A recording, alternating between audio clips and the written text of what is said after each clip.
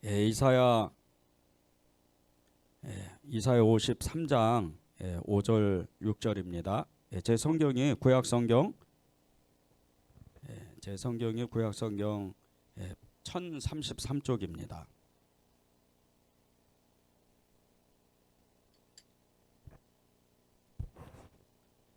다 찾으셨죠? 이사야 53장 5절에서 6절입니다. 우리 짧은 구절인데 같이 읽겠습니다. 시작. 그가 찔림은 우리의 허물 때문이요 그가 상함은 우리의 죄악 때문이라. 그가 징계를 받음으로 우리는 평화를 누리고 그가 채찍에 맞음으로 우리는 나음을 받았도다. 우리는 다 양 같아서 그릇 행하여 각기 제 길로 갔거늘 여호와께서는 우리 모두의 죄악을 그에게 담당시키셨도다. 아멘. 하나님의 말씀입니다. 우리 말씀 나누기 전에 잠깐 광고 한 가지만 말씀을 드리겠습니다. 우리 저녁 이제 오늘부터 금요일까지 저녁 기도회 계속 특별 고난 주간 특별 저녁 기도회를 시작하는데, 목요일 날은 영화를 한 프로 보겠습니다. 하나님께서 주신 마음이 있어서 정말 이 부활의 영광이 어떤 것인지, 부활의 믿음이 무엇인지 우리가 그것을 잠깐 영상을 보면서 깊이 묵상하고 기도하는 이런 시간을 갖겠습니다. 그래서 목요일 날은 이렇게 따로 예배를 이렇게 영상을 이렇게 송출하거나 그러지 않고 그냥 목요일 날은 여기 이렇게 오시는 분들만 같이 이렇게 예배를 드리는 그런 시간을 갖겠습니다. 제가 기도원에 있을 때 그 정말 말할 수도 없는 큰 은혜를 받았습니다. 그때 당시에 정말 하나님이 분명히 살아계시는구나. 야, 이분이 진짜 하나님이시구나. 기도할 때 하나님이 말씀하셨고, 또 예배를 드리면 예배 드릴 때 제 마음이 얼마나 뜨거웠는지 모릅니다. 그리고 많은 사람들이 실제적으로 하나님을 체험하고 만나고, 그리고 또 거듭나는 역사가 그 기도원 가운데, 예배 가운데, 그 또 나눔 가운데에서 굉장히 크게 많이 일어났었습니다. 그래서 정말 뭐 수백 명이 같이 함께 예배를 드리면서 이분이 정말 하나님이시구나.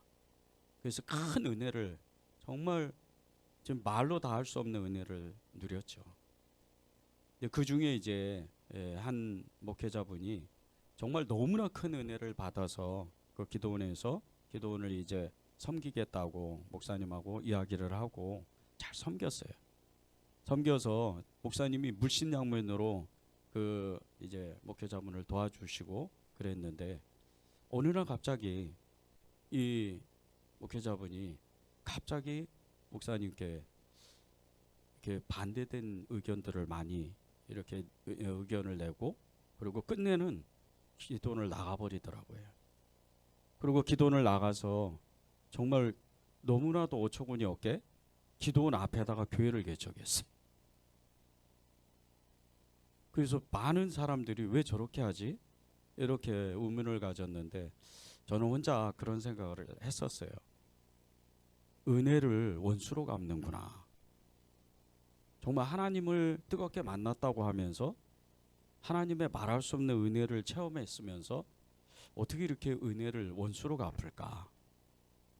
그런 정말 너무나 안타까운 마음들이 있었어요, 제 안에. 근데 하나님이 그때 제게 주신 말씀이 이사야 53장 6절이었습니다.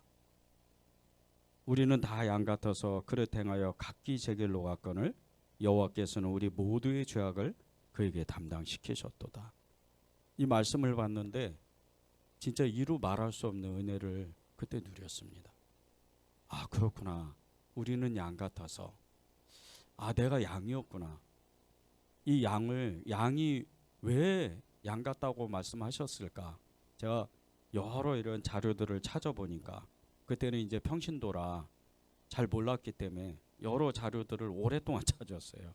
근데 양이라는 이 동물이, 이 팔레스타인 지방의 양이라는 동물이 생활을 할 때 어떻게 생활을 하냐면요, 눈이 진짜 어두워요.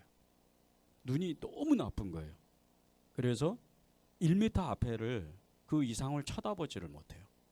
그래서 양은 양을 따라갑니다. 그 양을 이렇게 양무리가 엄청 수백 마리가 있으면 그 양은 양을 따라가는 거예요. 그런데 그 맨 앞에는 목자가 피리를 불어요. 그 피리를 불면 목자가 어떤 신호를 이렇게 양들에게 보내면 그 소리에 의해서 맨 앞에 있던 양이 목자를 따라갑니다. 그러면 그 수백 마리의 양이 그 양들을 따라가는 거예요. 그런데 이 양이요, 진짜 미련한 동물이에요. 근데 이 양이 정말 잘못 따라가면 그 우리로 들어가야 되는데 때로는 이 들판에는 웅덩이도 있고 또 때로는 절벽도 있고 그래서 위험한 지역들이 많아요. 그 웅덩이에 빠지면 양은 죽습니다. 언덕에서 떨어지면 양은 죽어요. 근데 이 양이 그런 것도 모르고 그냥 앞만 보고 계속 앞에 있는 양을 쫓아가는 거예요. 근데 제가 그것을 이렇게 자료를 찾아보고 우리는 다 양 같아서 그릇 행하여, 이 말씀이 어떤 뜻인지를 알게 됐어요. 우리는 다 양 같아서 그릇 행하여 각기 제 길로 갔다. 하나님은요, 우리에게 끊임없이 찾아오셔서 길이요 진리요 생명이 되신 예수님을 따라가라, 예수님만 바라봐라, 예수님만 사랑해라, 예수님만 의지해라, 그러면서 우리를 계속해서 부르고 계셔요. 양을 부르는 것 같이.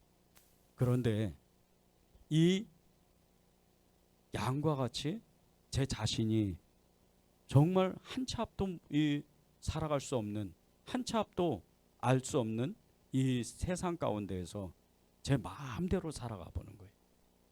하나님의 음성을 들었다 그러고 하나님을 믿었다 그러고 또 예수님을 뜨겁게 만났다고 했지만 제 자신이 어떨 때는 또 그렇게 제 마음대로 살아가는 그 모습을 제 스스로가 보는 거예요.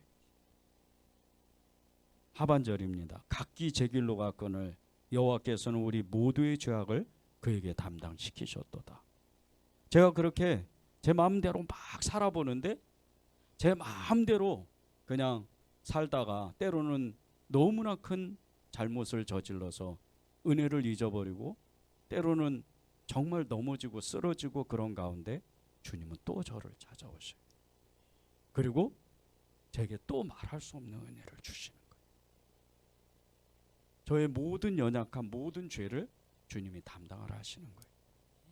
제가 그때 이 말씀을 받고 하나님은 정말 사랑이신 게 맞구나. 얼마나 큰 사랑을 저에게 주셨는지 그때 알게 된 거예요. 그런데 이 말씀을 제가 그 말씀을 받고 그날 얼마나 감격하고 그 말씀이 저를 몇 년 동안 저를 끌고 가시는지 정말 그 감격은 이루 말할 수가 없더라고요. 5절에 보면요, 그가 찔림은 우리의 허물 때문이요 그가 상함은 우리의 죄악 때문이라. 그가 징계를 받음으로 우리는 평화를 누리고 그가 채찍에 맞음으로 우리는 나음을 받았더라. 예수님의 몸이 찢기고 째끼고 그리고 그 몸이 다 부서져 나갈 때, 그때 제가 그 십자가를, 예수님이 그 골고다 언덕의 십자가를 바라볼 때마다 주님은 계속해서 몸이 망가지시고 계속해서 피 흘리시고 온 몸이 다 죽음에 이르도록 힘이 빠져나가는데 그때마다 저는 예수님으로 채워지는 거예요. 생명의 힘으로, 사랑의 힘으로, 믿음의 힘으로, 그리고 은혜의 그 힘으로 저에게 채워지는 거죠. 여전히 저는 양과 같이 저는 그릇 행하고 제 마음대로 살아보는 겁니다. 그런데 주님은 계속해서 찾아오셔서 저한테 아니야, 내가 다시 너한테 또 알려줄 거야, 내가 너를 가르칠 거야, 그러면서 계속해서 말씀하는 거예요. 그런데 이 말씀이요, 예수님이 오시기 전에 이미 700년 전에 이사야라는 이 선지자가 예수님이 이런 분이에요, 그러면서 이스라엘 백성들에게 말씀하셨다는 거예요. 저는 그게 더 큰 은혜가 됐어요.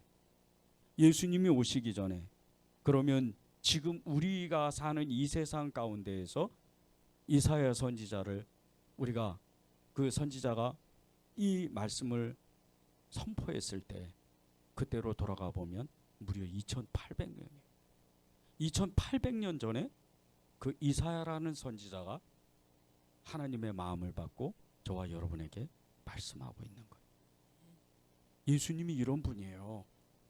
예수님이 우리를 이렇게 사랑하셨습니다. 여러분이 이 말씀을 들을 때요, 정말 내 마음에 강물과 같이 이루 말할 수 없는 기쁨을 누리셔야 돼요. 우리는요, 매 순간 성령 충만하지 못합니다. 매일 기뻐할 수가 없어요. 왜 그런 줄 아십니까?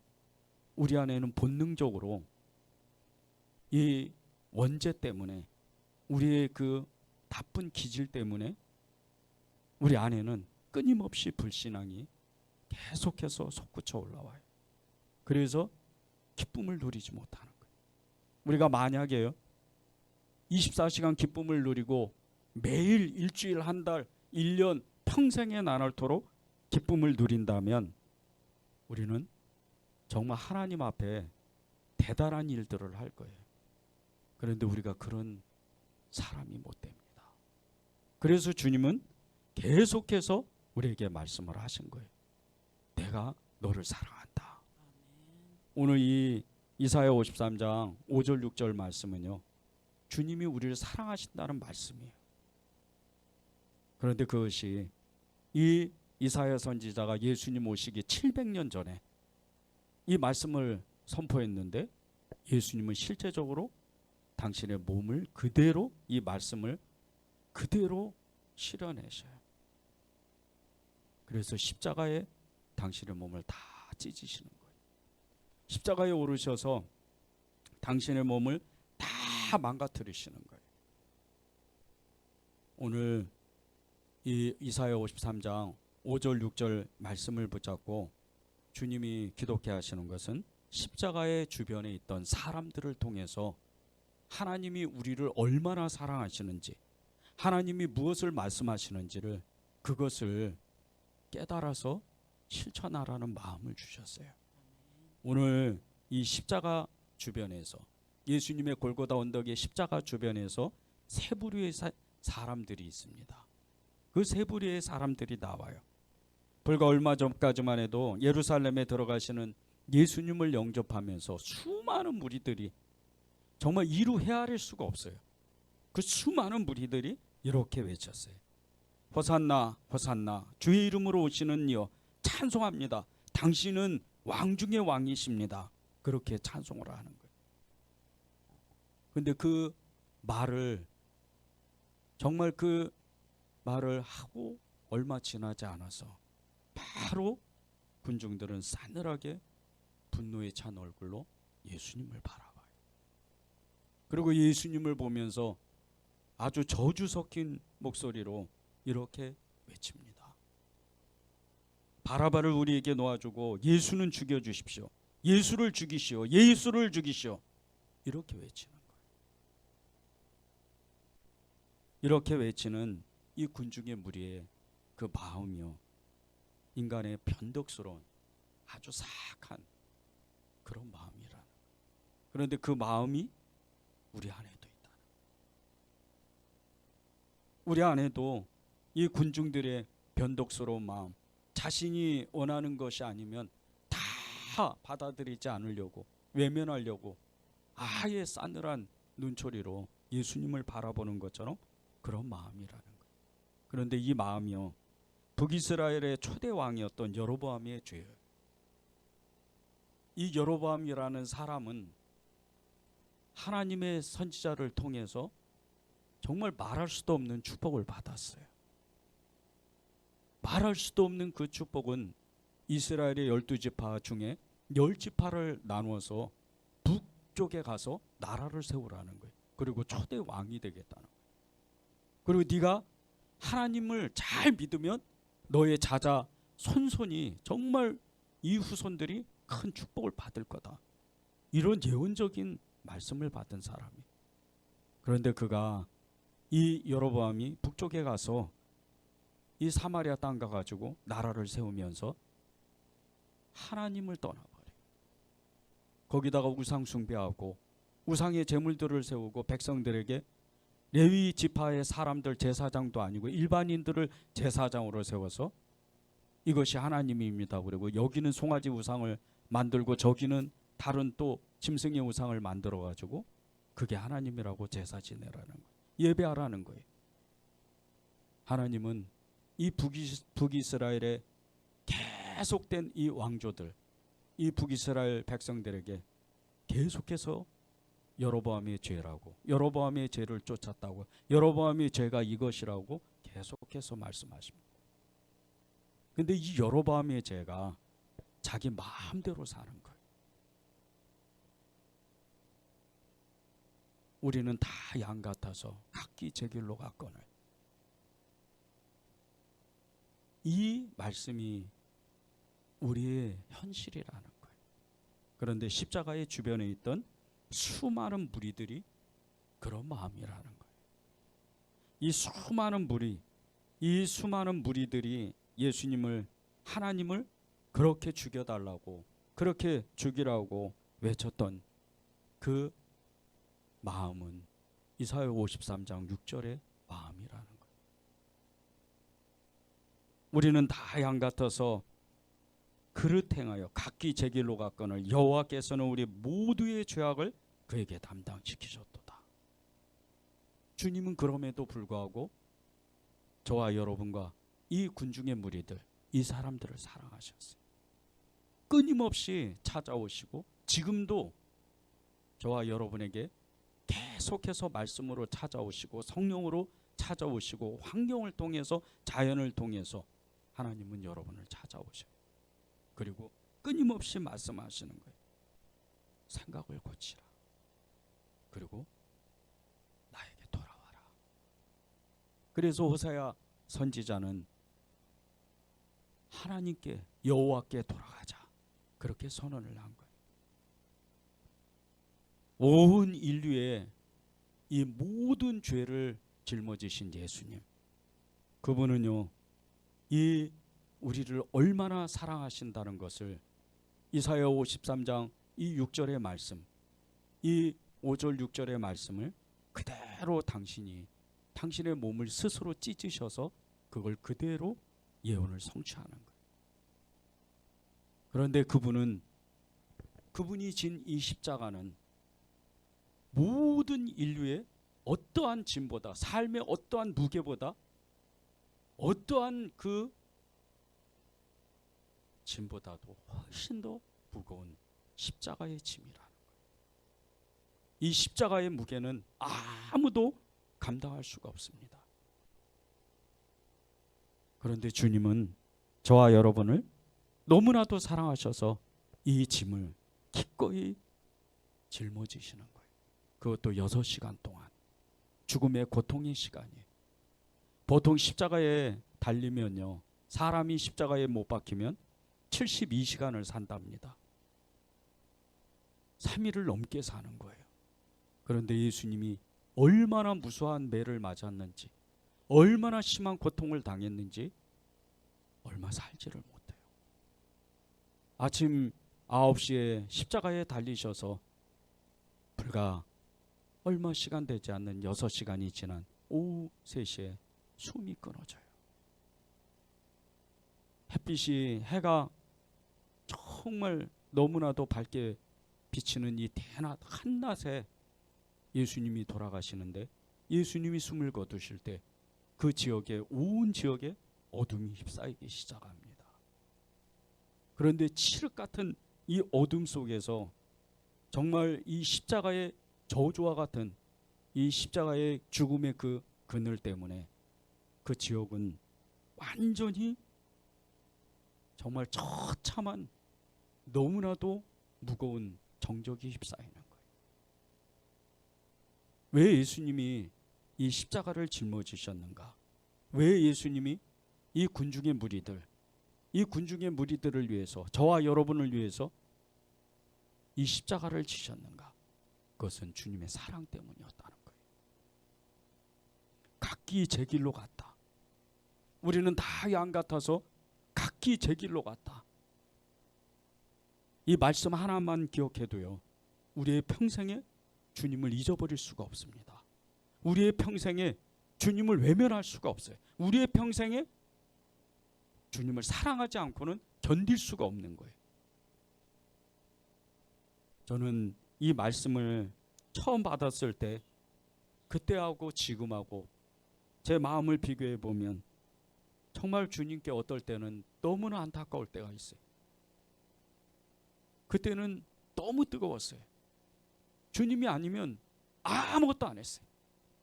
주님이 아니면 정말 밥도 안 먹을 정도로 아무것도 안 했어요. 그렇게 충만한 시간을 몇 년 동안 보냈습니다. 그 충만한 시간 중에 2002년도 월드컵, 이 한일 월드컵이 그때 일어났었어요. 5월 30일부터 6월 30일까지 한 달 동안 한국과 일본에서 정말 세계적인 그 대회가, 축구 대회가 열어진 거예요. 온 국민이 난리가 났어요. 정말 여기 가도 월드컵이야, 저기 가도 월드컵, TV를 틀어도 그렇고 신문을 봐도 그냥 사람들의 모든 이야기가 월드컵이었어요. 그런데 제 마음은 그 월드컵이 들어오지가 않는 거예요. 제 마음은 예수님으로 어떻게 하면 이분을 만날까? 어떻게 하면 이분을 따라갈까? 매일 그분만 생각했어요. 매 순간 그분만 생각했어요. 저는 그때로 만약에 돌아갈 수 있다, 그때로 다시 믿음을 회복할 수 있다, 그러면 저는 지금보다 훨씬 더 주님을 사랑했을 거예요. 그때 제가 그 대형교회에서 성도들이 그 붉은 악마 티셔츠를 입고 정말 그 유니폼을 입고 수백 명, 수천 명이 그 엄청나게 큰 예배당 안에서 예배를 드리면서 이 한국을 응원하는 그런 장면들을 볼 때 저는 울고 있었어요. 그 예배당이 어디입니까? 그 예배당이 뭐 하는 곳이에요? 무슨 공연장도 아니고 극장이 아니에요. 무슨 쇼르 프로그램 이런 하는 그런 데가 아닙니다. 거기 하나님이 계시는 곳이. 그런데 그곳에서 붉은 악마 티셔츠를 입고 예수님을 사랑하는 사람들이 모여서 예배를 드리는 거예요. 무슨 뜻인지 정말 그때 왜 이 사람들이 모르지? 왜 저 목사님은 이것을 모르지? 이 심각한 것을. 저는 그때도 성경을 잘 몰랐어요. 성경을 많이 읽어본 사람이 아니었어요. 그런데 제가 몇 번 성경을 읽고 제가 깨달은 것은 요한계시록 말씀이었어요. 마지막 때 성전에 가증한 것이 함께 있다 그랬어요. 마지막 때. 그때 그렇게 저는 성령 충만했었어요. 근데 그게 하나님의 말씀을 깨닫고서부터입니다. 우리는 다 양 같아서 각기 제 길로 갔거늘 여호와께서는 우리 모두의 죄악을 그에게 담당시키셨도다. 이 말씀을 하나를 깨닫고 나니까 십자가가 무엇인지, 예수님이 어떤 분이신지, 하나님의 일은 무엇인지, 하나님의 나라는 어떤 곳인지, 왜 우리가 하나님 앞에 사랑을 고백하고 믿음을 고백하고 거룩한 삶을 살아야 되는지 그것을 한 번에 알게 됐어요. 성경 전체를 놓고 우리가 성경을 읽다가 성경을 공부하다가 깨닫는 것도 좋습니다. 그런데 어느 순간에는요, 하나님의 말씀 한 말씀이라도 우리를 사로잡을 때가 있어요. 그때 눈이 열려요. 그때 하나님은 우리에게 믿음을 주시는 거예요. 예수님이 온 인류의 이 짐을 다 담당하셔서 이 세상에 가장 그 무거운 십자가의 짐을 짊어지신 이유, 그것은 저와 여러분을 사랑했기 때문이에요. 그런데 이 군중의 무리, 자신을 그토록 찬양하고 그렇게 정말 예수님을 따르려 했던 그런 군중의 무리가 한순간에 자신을 버렸을 때 주님은 너무나도 쓸쓸하고 외로웠어요. 그런데 그것까지는 주님은 참아낼 수가 있었어요. 진짜 주님이 견디지 못했던 것은 하나님 아버지께 버림을 받은 거예요. 십자가에서 당신이 얼마나 사랑하시고 정말 얼마나 사랑하시는 그 하나님 아버지와 완전히 단절되고 버림받았다는 그 철저한 이 혼자라는 그 쓸쓸함, 외로움, 고독, 그것 때문에 주님이 완전히 힘을 잃어버려요. 그래서 주님이 이렇게 말씀하시는 거예요. 엘리 엘리 라마 사박다니, 나의 하나님 나의 하나님 어찌하여 나를 버리셨나이까. 어찌하여 나를 버리십니까? 어째서 나를 버리십니까? 주님, 저는 주님을 사랑하잖아요. 이 모든 사람이 저를 버려도, 이 모든 군중들이, 이 무리들이 다 저를 버려도 주님은 저를 버리면 안 되잖아요. 아버지는 저를 버리면 안 되잖아요. 그렇게 처절하게 예수님께서 아버지 하나님께 호소하는 거예요. 하나님께 버림받은 고통, 이것은요 정말 말할 수 없는 죽음에 이르는 고통입니다. 그런데 예수님께서 이 고통을 일부러 주님이 홀로 정말 너무나도 무섭게 그 십자가를 다시 뒤집었어요. 그리고 그 십자가를 기꺼이 짊어지시는 거예요. 이게 왜 그런 줄 아십니까? 이 수많은 군중의 무리가 예수님을 못 박으시오, 예수님을 죽이시오, 그렇게 외쳤던 그 저주스러운 그 모든 것을 바꾸기 위해서요. 우리도 때로는요 이 군중의 무리처럼 예수님을 향해서 왜 나만 이렇게 살아야 돼? 왜 나만 이렇게 힘들어요? 왜 나만 이렇게 고통스러워요? 왜 나만 이렇게 아무것도 변화가 없어요? 이렇게 하소연할 때가 있어요. 근데 주님이 우리의 마음 가운데 숨겨져 있는 이 원망과 불평, 이 불순종을 다 압니다. 그 모든 것을 받아내기 위해서 예수님은 십자가에 오르셔서 군중의 무리뿐이 아니고 제자들, 그리고 많은 사랑하는 사람들에게 버림을 받고 끝내 아버지 하나님께 버림받는 그 십자가의 고통을 일부러 짊어지시는 거예요. 모든 것을 다시 회복하기 위해서. 저와 여러분은 하나님의 형상으로 만들어져 있어요. 여러분의 심령 가운데는요 가장 기본적인 하나님의 선한 마음이 있습니다. 이게 긍휼함이에요. 여러분이 어려운 사람을 보고 나보다 좀 너무 가난한 사람을 볼 때, 특히 몸이 아픈 사람들, 병이 걸린 사람들, 돈 때문에 힘들어하는 사람들, 이런 사람들을 볼 때 왠지 모르게 도와주고 싶은 마음, 그게 무슨 마음인 줄 아십니까? 하나님 아버지의 마음이에요.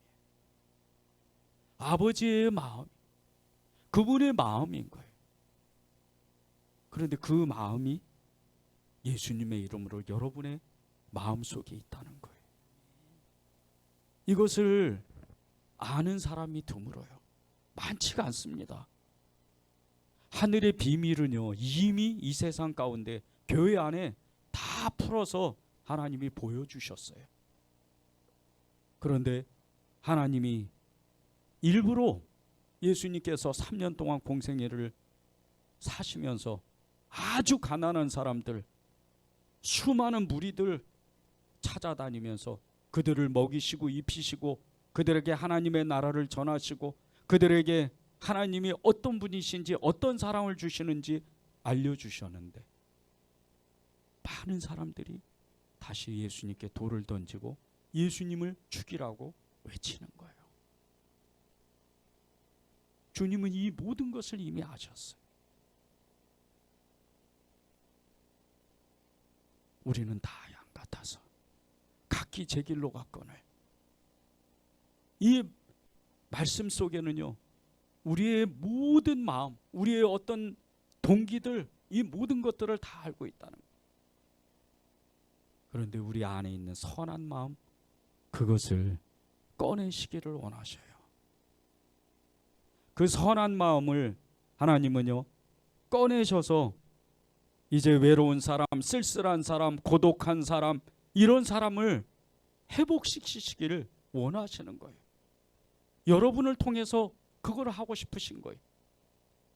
여러분도 모르게 예수님의 흔적이 있어요. 예수님의 십자가가 여러분의 심령 가운데 있습니다. 하나님의 형상이기 때문에 하나님의 이름으로 여러분이 예수님의 이름으로 구원되어 있기 때문에 여러분은 여러분도 모르는 사이에 예수님의 십자가의 능력이 있는 거예요. 그래서 바울이 고백하는 거예요. 십자가의 도가 믿지 않는 자에게는 미련한 자에게는 믿지 않는 자에게는 미련한 것이나 믿는 자에게는 하나님의 큰 능력이다. 우리가 알지 못하는 사이에 하나님의 능력이, 십자가의 능력이 우리의 심령에 불같이 나타나는 거예요. 우리가 그것을 고백하면 돼요. 우리가 그것을 꺼내면 돼요. 그러면 우리도 예수님처럼, 제자들처럼 그렇게 사는 거예요. 요즘 세상은요, 혼자 사는 세상이래요. 이 혼자 사는 세상은요, 자기 중심적인 그 삶을 사는 겁니다. 다른 사람에게 피해도 주지 않고 다른 사람이 나에게 피해 주는 걸 싫어해요. 그래서 될 수 있으면 일도 혼자 하고 밥도 혼자 먹고 계속해서 혼자 있으려고 그래요. 그런데 아이러니하게도요, 계속해서 누군가를 찾아다녀요. 혼자 있고 싶다면서 여행을 하죠. 또 좋은 친구 만나서 술을 나누고 어떤 취미 생활을 같이 하고 모르는 사람과 이렇게 만나서 또 같은 취미를 공유하고 그렇게 살아요. 혼자 있고 싶다면서. 왜 그런 줄 아세요? 하나님의 형상을 잃어버리니까. 하나님으로부터 나왔는데, 하나님으로부터 이 땅에 태어났는데 그것을 잊어버리니까 계속해서 혼자 살고 싶은 거예요. 하나님을 떠나고 싶은 거예요. 하나님을 외면하고 싶은 거예요. 그러니까 계속해서 혼자 사는데 결국은 또 하나님을 찾으러 다녀요. 그러면서 이 사람 저 사람을 만나요. 이런 취미를 갖고 저런 취미를 갖고 세상에서 행복한 길을 찾아보는 거예요. 돈도 벌고 싶고 명예도 얻고 성공하고 싶고 그렇게 살아가는 거예요. 근데 그 모든 일들이 사실은 하나님을 찾으러 가는 거예요. 양 같아서 각기 제 길로 가는 거예요. 주님은 이 모든 것을 아셔서 저와 여러분을 통해서 잃어버린 하나님의 형상을 그 사람들에게 다시 되찾도록 하고 싶으신 거예요. 제가 전에 직장을 다닌 적이 있었어요.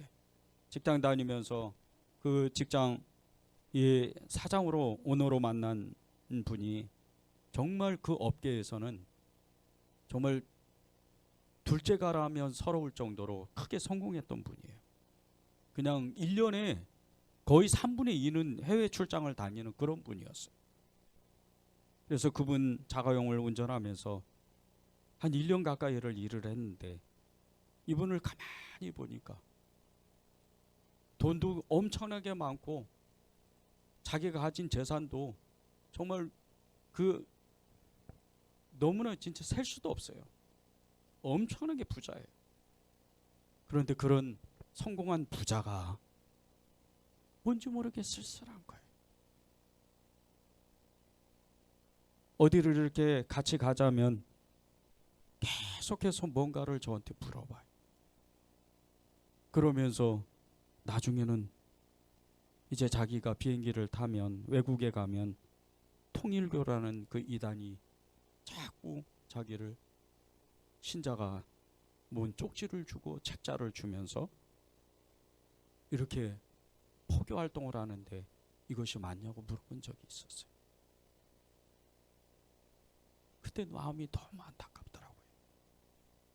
이렇게 돈을 많이 벌고 또 세상 사람들에게 정말 그 업계에서는 정말 크게 이름을 떨치고 명성을 얻고 많은 사람의 존경을 받는 이 사람이 무엇이 부족해서 저렇게 쩔쩔매고 사나.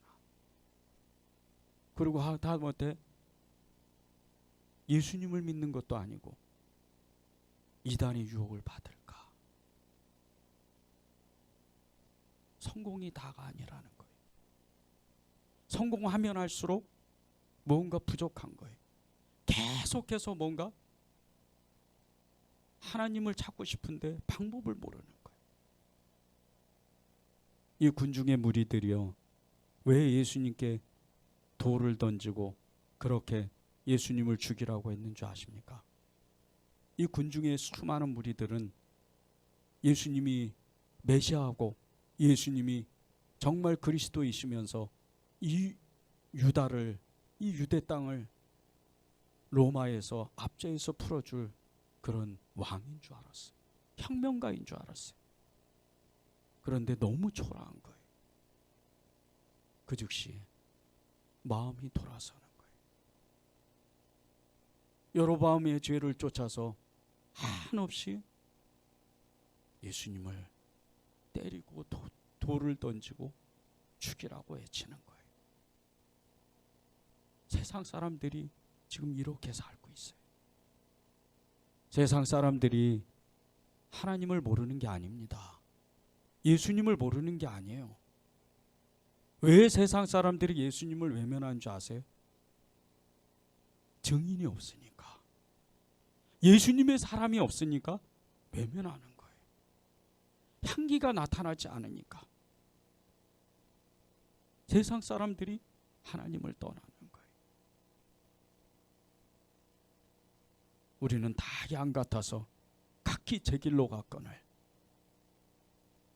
이 말씀은요, 우리에게도 적용이 되지만 세상 사람들에게도 지금 하나님을 찾고 싶은데 하나님을 전해줄 사람은 누구냐? 예수님을 전해줄 사람은 누구냐? 예수님이 어떤 분이시고 예수님이 어떤 사랑을 하시는 분이고 예수님이 십자가에 달리신, 십자가에서 죽으신 그 의미는 도대체 누가 알려줄 것이냐?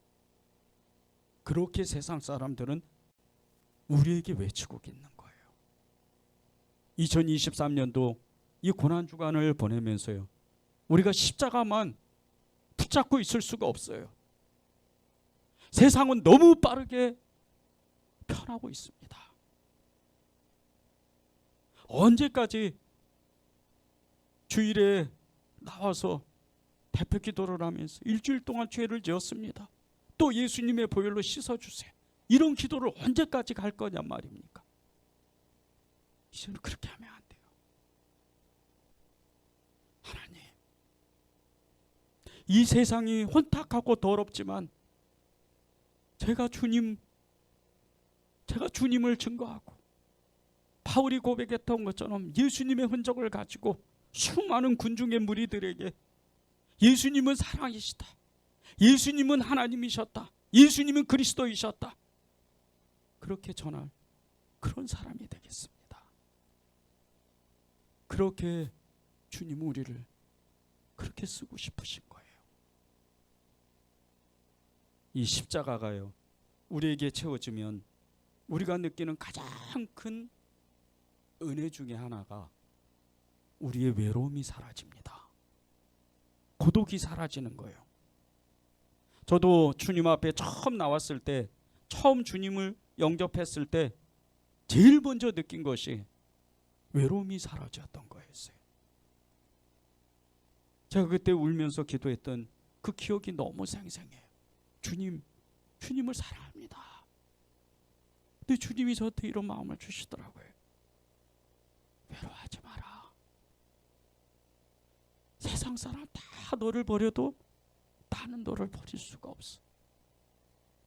그러니까 주님이 제자들에게 말씀하시는 거예요. 내가 너희를 고아와 같이 버려두지 아니하고 너희에게 내가 오리라. 그렇게 말씀하신 거예요. 우리는 그 주님을 지금 만나고 있는 거예요. 여러분이 2021년도에는요 세상 사람들을 찾아가서 고통에 휩싸여 있는 사람을 환희의 사람으로 만들고, 절망에 빠져 있는 사람을 소망의 사람으로 만들고, 외로움에 빠져 있는 사람을 감격의 사람으로 바꿀 수 있는 그런 사람이 돼야 돼요. 그래야 여러분이 하나님의 기쁨을 누리는 거예요. 하나님 앞에 행복을 누리는 사람이 되는 거예요.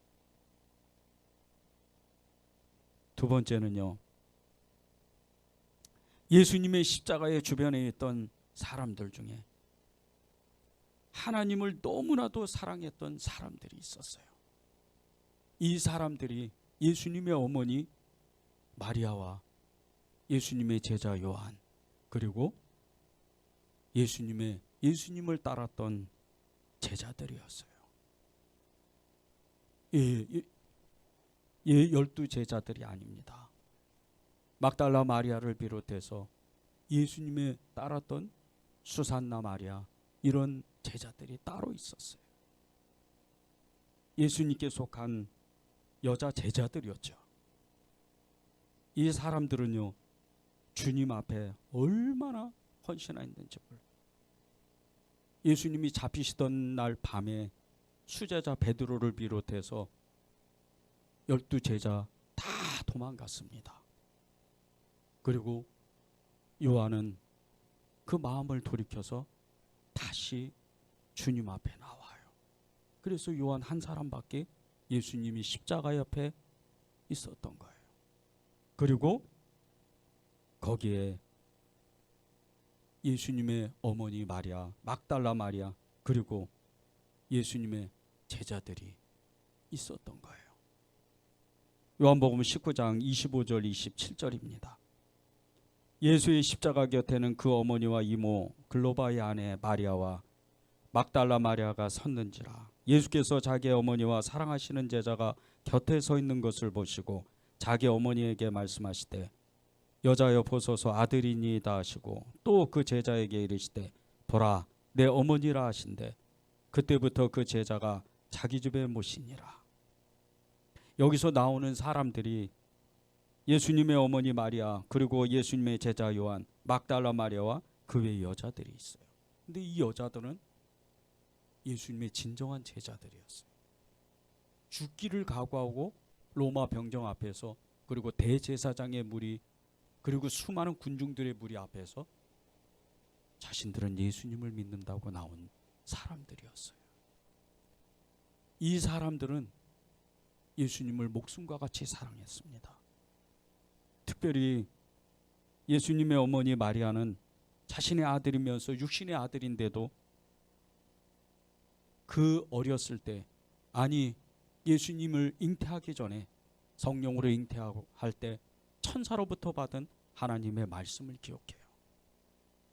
가슴은 찢어지고 정말 자식을 잃은 아픔을 겪지만 이것을 통해서 예수님의 십자가의 그 피 흘리는 그 곁에서 주님이 죽어가시는 그 모습을 보면서 새로운 믿음이 생깁니다.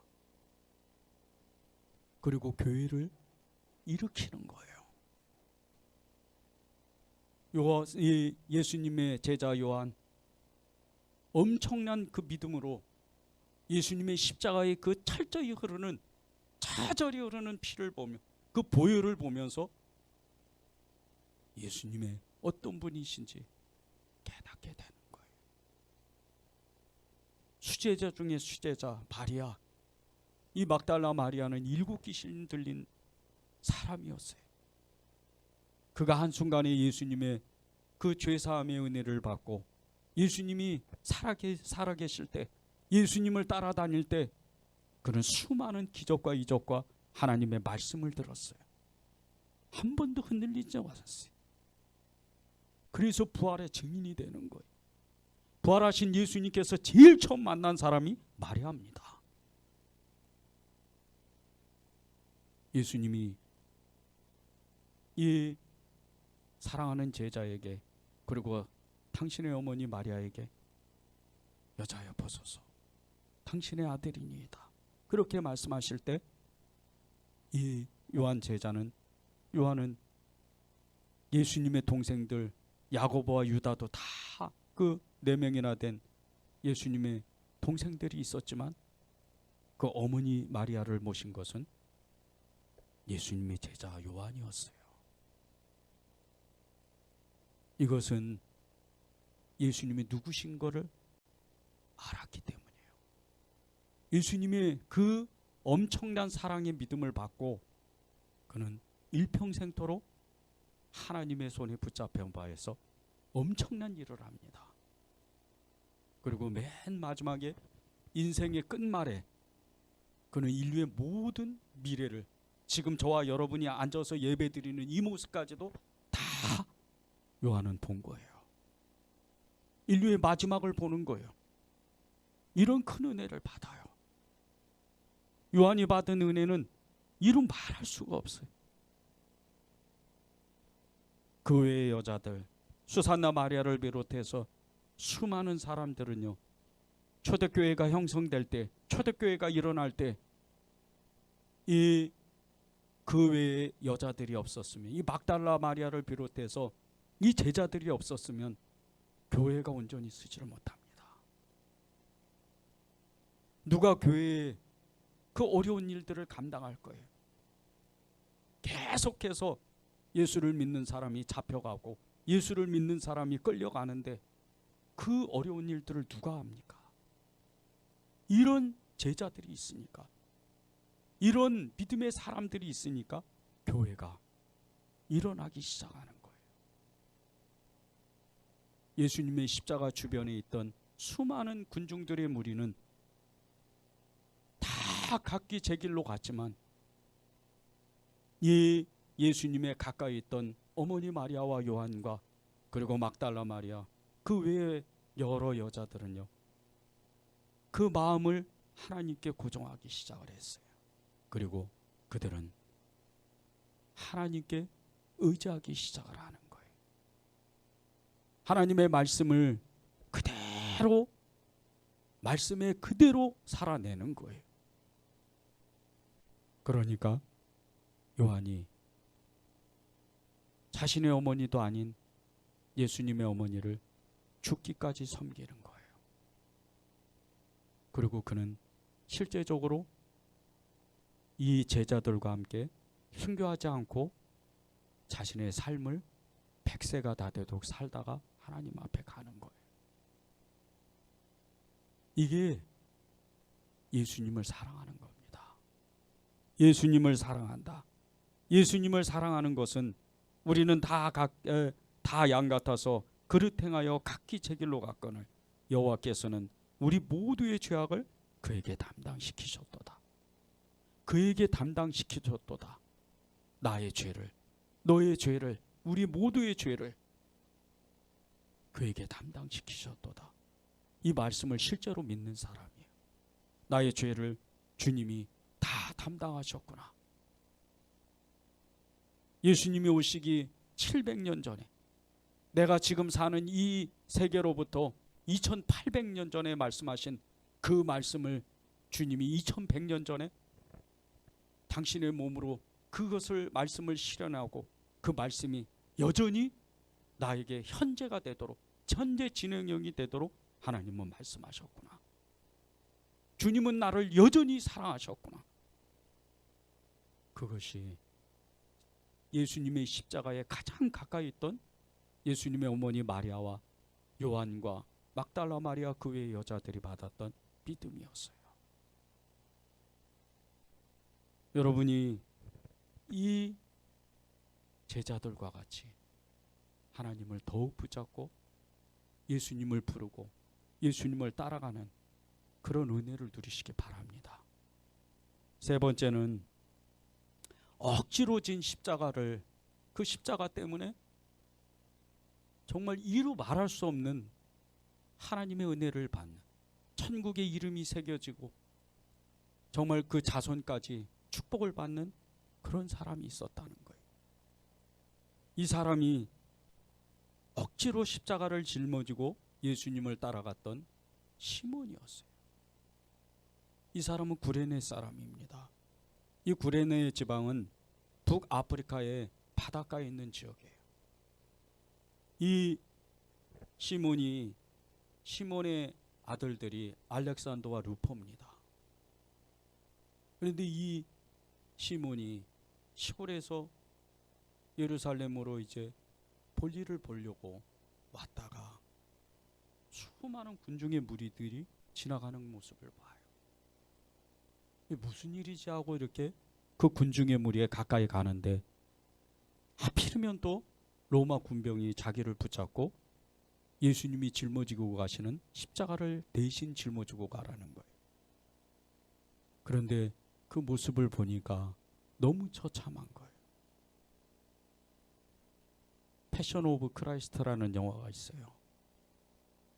그 영화를 안 보신 분은 한번 그 영화를 보면 좋겠어요. 거기에 보면 예수님이 어떤 이 채찍으로 그 도라에온 뜰 안에서 예수님이 로마 병정에게 무수한 채찍을 맞았는지 그대로 실현합니다. 그런 모진 매를 맞고 살점이 다 뜯어져 나가고 뼈마디가 다 부서질 정도로 그렇게 심한 매를 맞고 온몸에 피를 흘려요. 그러니 십자가를 질 수가 없는 거예요. 가다 넘어지고 아까 수산나 마리아 나왔잖아요. 그 수산나가 예수님의 그 얼굴을 피를 닦는데 그 닦았던 천이 예루살렘의 어딘가에 이렇게 진열이 돼 있다고 하더라고요. 그런데 그것이 2000년 전 그때 것인지는 알 수는 없어요. 그럴 정도로 피를 많이 흘리시는, 어찌할 바를 모르고. 그런데 예수님이 진 이 십자가가 무려 50kg나 돼요.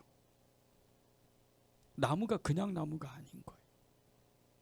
사람이, 멀쩡한 사람도요, 이게 지기가 어려워요. 너무 무거운 무게. 그런데 온몸을 그렇게 두들겨 맞은 주님께서 이걸 짊어지셔야 돼요. 그 모습을 본 이 시몬이 기겁을 하는 거예요. 어떻게 이 사람이 이렇게 두드러 맞을 수 있을까? 이 시몬도요, 나라를 사랑한 사람이에요. 민족을 사랑하는 사람이에요. 그러니까 자기가 싫어하는 유대 이 병정이, 이 로마 병정이, 로마 군인이 그 십자가를 짊어지라 그랬는데 좋아할 리가 없습니다. 그런데 그 쓰러져 있는 주님을 보는 순간, 그 눈을 보는 순간 억지로라도 이 십자가를 짊어져요. 그리고 골고다 언덕을 계속해서 올라가는 거예요. 예수님은 계속해서 넘어지셔요. 또 넘어지시고 또 넘어지시고 또 넘어지셔요.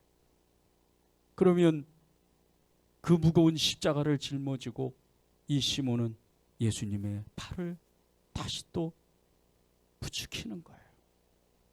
그렇게 예수님을 부추길 때, 그렇게 예수님의 그 몸에서 흘러나오는 피가 이 시몬의 몸에 그대로 적셔집니다.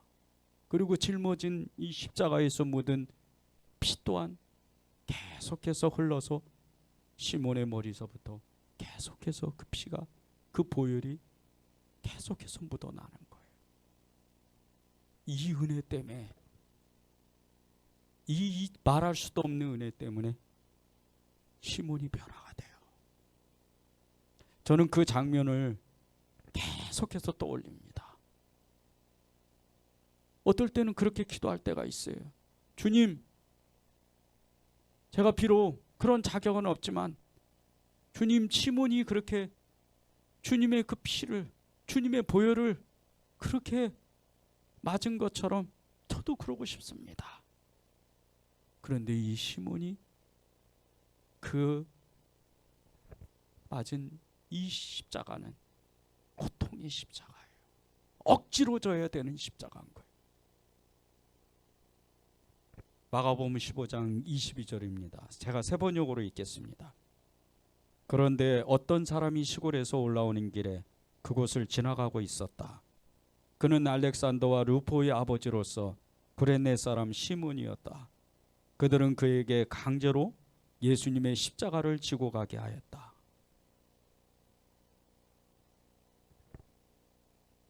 세 번역으로 읽으니까 시몬이 어떤 마음인지 더 생생하더라고요. 여러분에게 때로는 어떨 때는 억지로 져야 되는 짐이 하나가 있어요. 삶의 짐일 수도 있고 다른 사람을 위해서 내가 하고 싶지는 않은데 그 일을 해야 되는 수도 있어요. 그 사람이 예수님을 믿는 사람일 수도 있고 안 믿는 사람일 수도 있습니다. 그 사람이 나를 힘들게 하는 사람도 있어요. 그 사람이 나하고 전혀 관계가 없는 사람일 수도 있어요. 그 사람이 내가 싫어하는 사람일 수도 있습니다. 그런데 주님은요, 어느 때는 여러분에게, 저와 여러분에게 억지로 져야 되는 그 십자가가 있다는 거예요. 억지로 해야 되는 일이 있다는 거예요. 그때 시몬을 생각해 보세요. 시몬이 했던 일을 생각해 보세요. 이 시몬이 했던 일은요, 보통 일이 아닙니다. 그의 아들들을 보세요. 알렉산더와 루포, 그리고 그 자신을 보세요. 이 시몬이 어떤 사람이냐면요, 안디옥 교회, 이방인 교회로는 최초의 교회입니다. 이 교회를 세웠던 한 사람이에요. 여러 사람 중에 바나바와 비롯해서 실제 안디옥 교회에 전도를 했던 사람이에요. 그 말씀이 사도행전 11장 19절에서 21절에 나와요. 그때 스데반의 일로 일어나 환난으로 말미암아 흩어진 자들이 베니게와 구브로와 안디옥까지 이르러 유대인에게만 말씀을 전하는데 그 중에 구브로와 구레네 사람 몇 사람이 안디옥에 이르러 헬라인에게도 말하여 주 예수를 전파하니 주의 손이 그들과 함께 하심에 수많은 사람들이 믿고 주께로 돌아왔더라. 근데 거기에 보면요, 구레네 사람 몇 사람이라 그래요. 이 몇 사람 안에 시몬이 들어가 있습니다. 그 말씀이 로마서 16장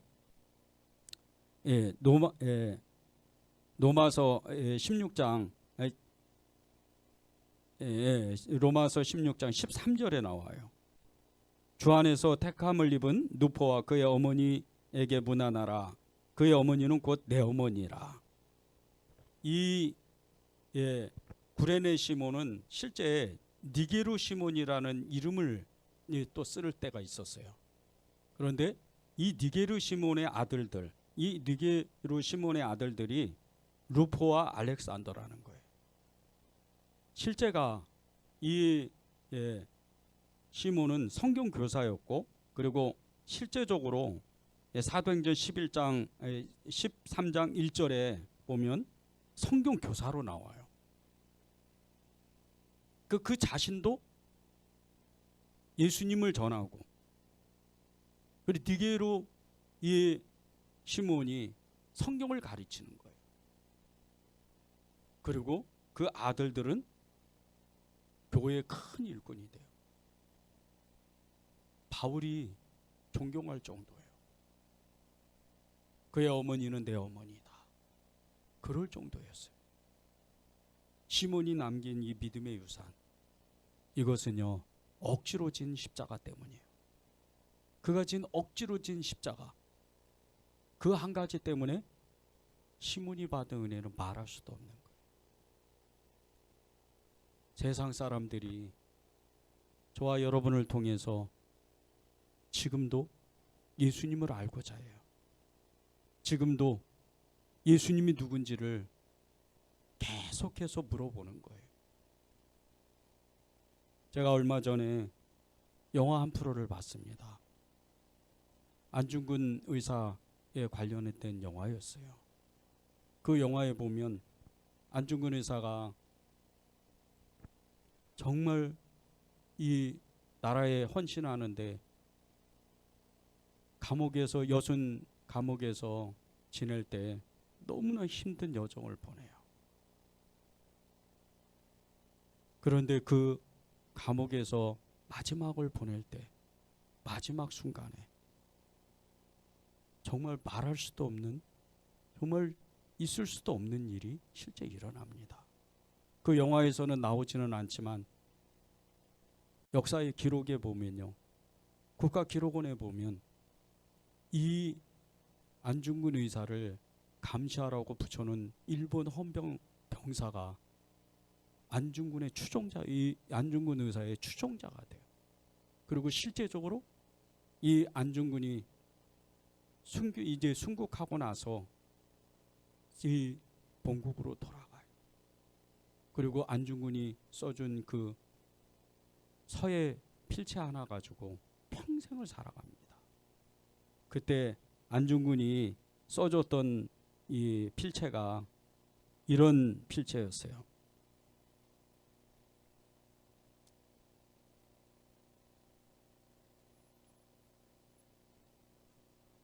위국 헌신이라는 군인 본분, 이 한문을 써줬어요. 근데 이 위국 헌신 군인 본분이라는 이 뜻은 나라를 위해서 몸을 바친 것은 군인의 본분이므로 비한한 마음을 갖지 말라는 뜻이었다는 거예요. 근데 이 병사 이름이 치바 도시치라는 병사인데, 이 치바 도시치라는 병사가 안중근의 마지막, 그 안중근 의사의 마지막 순간에 이 일본을 대표해서 미안하다고 그렇게 이야기를 했어요. 그 이유가 있어요. 1년을 가까이 이 안중근을 옆에서 지켜보니까 비록 자신의 어떤 이 일본의 국부와 같은 이토 히로부미를 이 암살을 했지만, 이 안중근 의사는 반대의 나라에, 이게 조선이라는 이 나라에 어떻게 보면 군인이었다는 거예요. 그걸 처음 알았다는 거예요. 그리고 그의 변함없는 모습, 죽음을 두려워하지 않고 늘 재판 자리에서 정말 이 동양 평화에 대해서 계속 이야기하는 모습을 보면서 감동을 받은 거예요. 그리고 실제적으로 그는 이 고향으로 돌아가서 평생토록 죽기까지, 죽는 그날까지 이 안중근 의사를 기려요. 그리고 그의 부인이 그 후 30년 동안 그 유언을 받아서, 남편의 유언을 받아서 또다시 안중근 의사를 기립니다.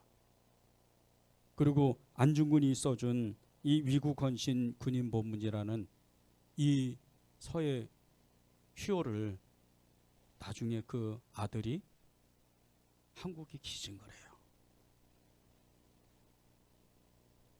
한 사람의 그 정의감이 폭력의 영에 휩싸이고 정말 분노의 영에 휘감겼던 이 한 사람을, 또 다른 사람을 변화시켜요. 하나님은 저와 여러분에게 십자가의 진정한 의미, 그것이 무엇인지 그것을 알기 원합니다. 예수님의 십자가의 주변에 있던 수많은 군중의 무리와 예수님의 제자 어머니 막달라 마리아, 그 외의 여자들과 그리고 구레네 시몬, 이 사람들은요 주님 앞에 똑같이 나왔지만 삶은 완전히 달라요. 군중의 무리들은 끝내 교회를 핍박하는 무리로 변합니다. 그런데 예수님을 사랑했던 예수님의 제자들, 그 외의 여자들은 진정한 믿음의 사람이 돼요. 진정한 예수님의 사람이 되는 거예요. 알렉산더 루포는 억지로 진 십자가지만 그는 예수님의 완전한 사람이 돼요. 여러분이 어떻게 이제 십자가를 붙잡고 어떻게 십자가를 고백하고 어떻게 내가 사랑하는 예수님을 고백할지는 여러분의 선택에 달려 있습니다. 안중근이라는 이 한 사람이 또 다른 한 사람을 변화시키는 것은 어떤 폭력적이거나 어떤 사상을 가지고 한 게 아니에요. 그는 나라를 사랑했던 마음이 있었어요. 하물며 우리는 예수님을 사랑하는 사람들이에요.